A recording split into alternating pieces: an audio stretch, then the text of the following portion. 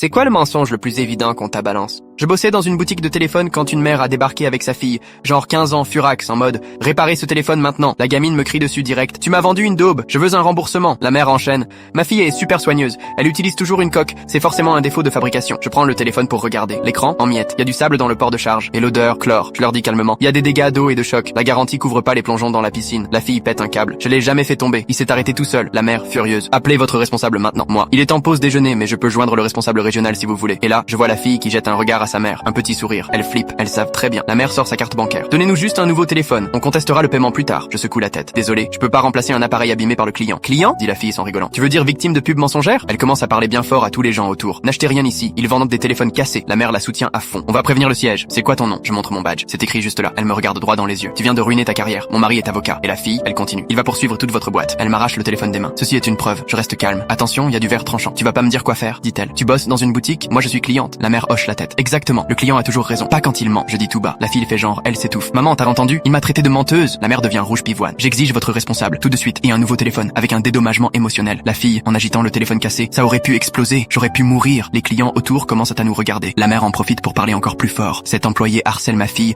et refuse d'appliquer la garantie. La fille se met à pleurnicher. Je voulais juste réparer mon téléphone. Et lui, il est horrible avec moi. La mère la serre dans ses bras. T'inquiète pas ma chérie, on va régler ça. Puis elle me lance un regard noir. Tu l'as fait pleurer. J'espère que t'es fière. Elle sort son téléphone. J'appelle le siège tout de suite. Mais la fille lui glisse un truc à l'oreille. La mère raccroche et dit, en fait, on va passer par la presse. Ils vont adorer cette histoire. Puis la fille voit mon téléphone, posé derrière moi. C'est quoi ce truc? Elle dit en se marrant. T'as même pas les moyens d'avoir un téléphone correct? Elle montre l'écran tout pété à sa mère. Regarde maman, le gars qui répare les téléphones, il peut même pas réparer le sien. Les deux explosent de rire. Tu devrais changer de boulot, balance la mère. Un où tu peux au moins t'acheter ce que tu vends. Franchement, ajoute la fille, c'est gênant. J'oserais pas sortir avec ça. Et là, elle attrape mon téléphone, sans me demander. Ce truc devrait être dans un musée. Merci de pas toucher à mes affaires perso. Je dis fermement. Elle me provoque. Tu vas faire quoi? Me poursuivre? Comment on va le faire avec toi? Elle montre mon téléphone à sa mère. Mate ça. Il tient avec du scotch. La mère le regarde de près. Comment on peut lui faire confiance avec notre téléphone s'il était même pas foutu de gérer le sien? On peut pas, dit la fille. C'est la preuve qu'il sait pas faire son taf. Je les regarde. Je dis juste, ok, attendez une seconde. Je prends une petite lampe UV dans notre kit de réparation. Je la passe sur leur téléphone. Des marques rouges fluo apparaissent partout. Madame, ce téléphone a été complètement immergé. Et plusieurs fois. Et là, plus un bruit. La mère reste figée. Elle regarde les traces rouges.